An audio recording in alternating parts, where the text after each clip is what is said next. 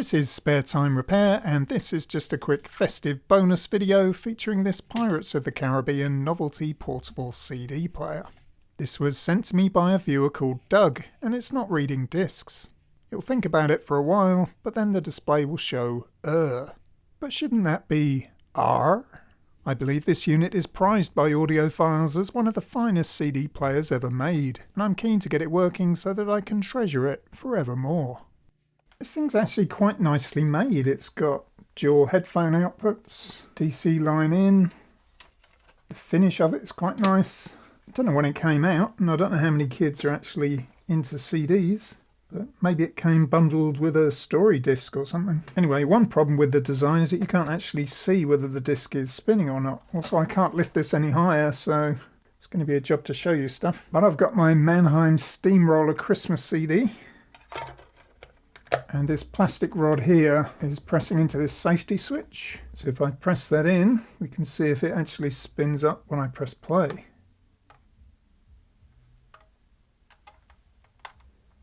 No, it doesn't. That's weird. Maybe there's another interlock switch in the hinge. Oh, it's not doing anything now. Also, this is weird. There's a switch here that looks like it has 3 positions, but the switch only goes on or off. There's no hold position in the middle. And it's actually not that easy to get the disc out again. You have to kind of dig your finger under here. Should be a scoop really. Anyway, let's get these batteries out and undo some screws. Okay, it looks like the only thing holding this board in is some tape. Here we go. Well, that turntable is stiff. I reckon it's been pushed down. That could be the problem. Yeah, that disc's not going to move with that like that. Unless I did that when I opened it up. So this tape's gone a bit crusty. I'm going to remove that. There's definitely only 2 positions for that switch. So I don't know why it says hold on it. Is the switch even working? I'm editing out my confusion about this switch because I was probing the wrong pins, but we'll return to this later. Anyway, let's plug it in again. Let's see if we've got a laser output. So this is the interlock button, and this is the play button.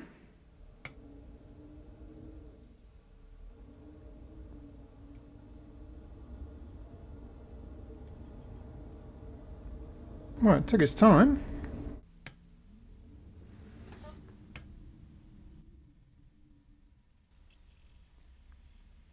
Yep, it appears to be playing, but wow, that took a long time to read it. I've got to keep my finger on this button. Oh, it stopped, but I don't know why. Let's plug in the headphones.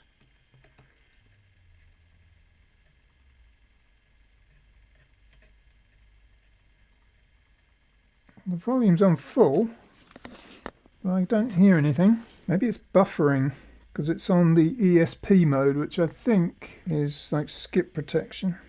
Try the other headphone socket. Right, it's come up with 12 tracks and starts playing immediately, but I don't hear anything. But it seems to be struggling, like it's trying to do something and then giving up. So maybe the sled is stuck. I'm going to disconnect it from the board. This flat flex is stuck to the board. Carefully peel that up. So you could have a problem with this sled motor. It's not moving.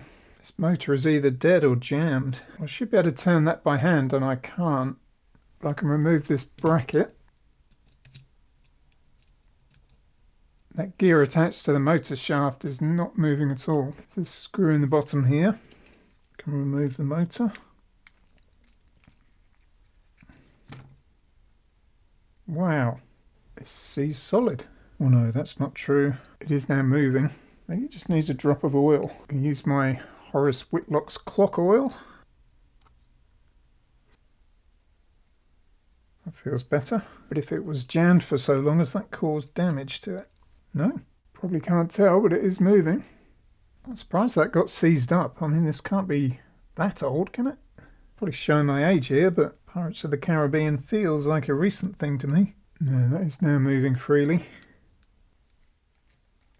So let's apply the voltage again.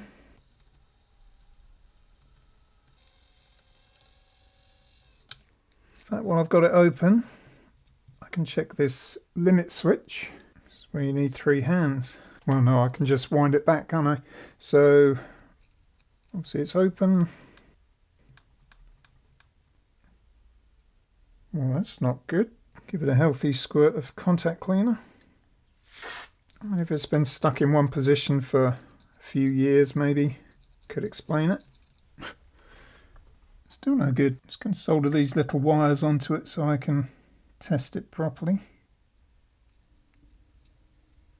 3 megohms. That's not going to work. Oh, we're down in the kiloohms. Well, I don't know whether I can remove this and service it. It's so small. Let's see if I can get it out. Well, it sprang apart and I've lost the little actuating rod, which is a bit of a problem, but there's a lot of corrosion in here. You probably can't see it. Anyway, I'm not surprised it wasn't working. And I now have to check my donor mini disc deck to see if I can find another one of those little switches. Well, I've harvested these from the mini disc deck. They came off this little board here, but this one has very tiny pads. And I just checked it and it doesn't seem to be any better. It's really hard to get the probes on there and press it at the same time. In fact, I'm not even going to bother because I just tried it and it's reading high resistance anyway. But this one is good. It's just a case of whether I can get it to fit into the space I have. Yeah, it should work if I can stick it in there. It's a bit deeper than the other one was, so it's fouling against the motor. Well, that switch is now in place and it seems to be working correctly. If I move the sled back into its home position, it closes. So I'm just going to apply a little bit more glue on either side just to make sure it doesn't move, and then we can put it back together. Well, I ought to test it again before I put it all back together.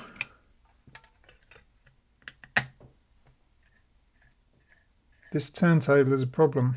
I need some Loctite or something on the spindle because every time you put a disc on it's pushing it too far down. If I could put some PTFE on that spindle.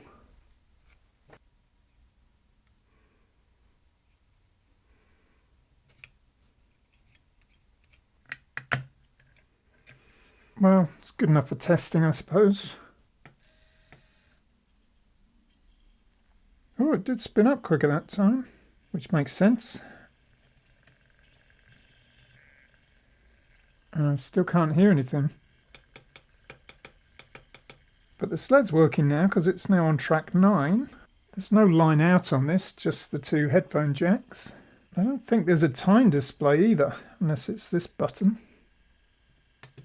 No, only ever gives you the track count. This volume knob seems bad as well. Like across the whole range of its movements, we're in the megohm range. So that could explain it.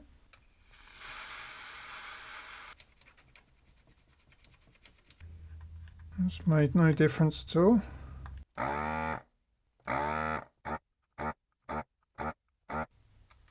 Everything seems to be open.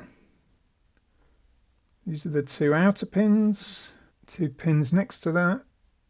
Like, there's no combination that gives me any reading. So that would explain the no volume because it just has infinite resistance. Do I really want to buy one of these for a player that I'm never going to use? I'm going to see if I can disassemble it.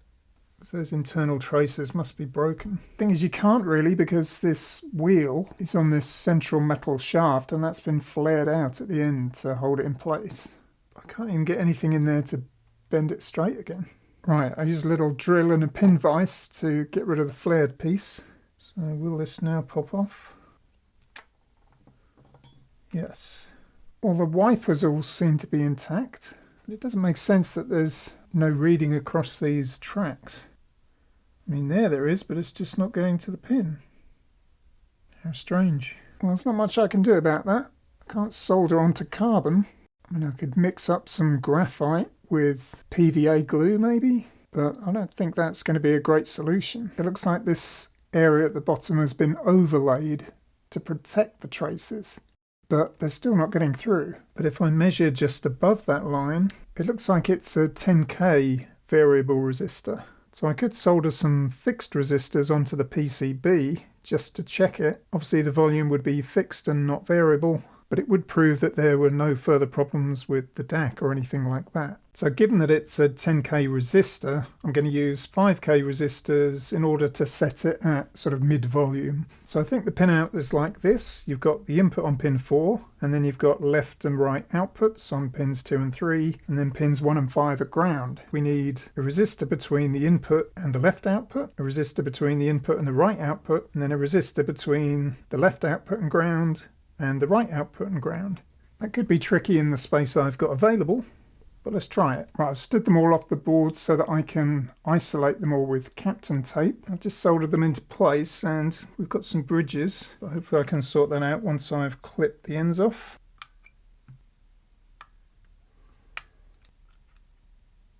There, no more bridges. I can actually leave these like this. There's plenty of room and they're not shorting. All right, we've got the power plugged in, we've got my headphones plugged in. Let's see if we've got any output.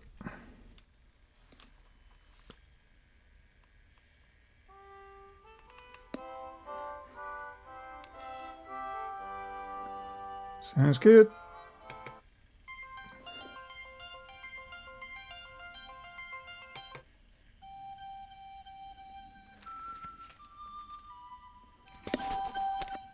And it is coming out of both channels. And I don't know if it's just me, but I love it when you stop a CD and it finishes straight. You know, you open the tray and it's... No? Okay, just me. So I think the only thing left to worry about is this switch, which doesn't appear to be working. Looks like I can pry the ends up.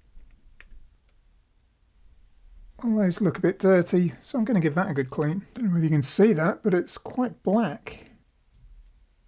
Oops. I didn't realise those weren't fixed. I can be a bit more aggressive with these ones at the bottom.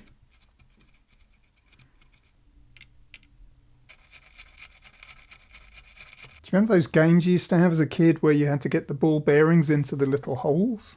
And you'd get one in and then the other one would fall out? It's kind of like this. I get one of these standing perfectly, and then as soon as I put the other one on, it falls over. Right, they're in there, and I've used just a tiny dab of CA glue to hold them. So I can turn it upside down and put it in place, and this should snap back on. Well, of course, like an idiot, I was measuring the switch wrong. I was going across here, and it should be these two that are bridged. They kind of are, 13 ohms. I mean, 13 ohms isn't amazing, but it's probably low enough. Well, I just took it apart again and squeezed those contacts a bit so they're a bit more springy, and it's now down to 1 ohm. Much better. Well, amazingly, that's gone in first time. Just going to put 2 screws in for now. Check it still works. I mean, that doesn't look too great, does it? But I'd put some tape over there or something.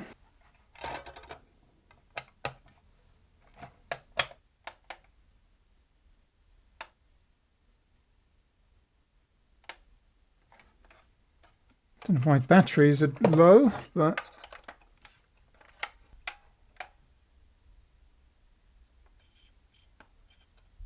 something's not working. This was meant to be a quick bonus video. Didn't think it would be this much hassle. Well, here's the weird thing. The switch is labelled incorrectly. Like I was just trying it with it in the supposedly on position and it wouldn't work. And as soon as I slid it over to the off position, it fires up. I can't believe how many things are wrong with this. It's driving me nuts. And now the display's not working either because this tape has come away from the LCD. I mean, I've just about had enough of this. I've pulled it off completely so that I could start again. And it's actually pulled the contacts off with it. So I'm going to have to trim that end piece off and start afresh. I'm going to apply some Kapton tape first to make sure it doesn't melt when I apply the soldering iron. And it will also hold it in place. Looks okay. I've set the iron to 150 degrees C and fitted this chisel tip.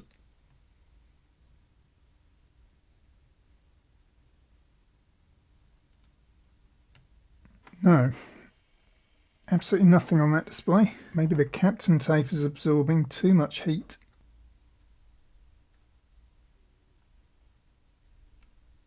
Every time this turntable drops. No, still nothing.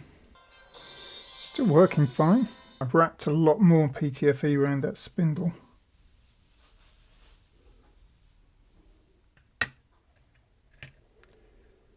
Well, I can't do anything with this display. I cleaned off all the contacts, tried again using a slightly higher temperature, and there's nothing. Even when I play it and forcibly push the contacts onto the glass, it doesn't show anything. So now we can't change the volume or know what track we're on. Well, don't let it be said that I don't at least try, because I've just spent the last hour soldering little copper strands onto all these pads, securing the tops with hot glue, and then trying to bend them onto the contacts of the LCD. Even when I do that and apply pressure, there's absolutely nothing.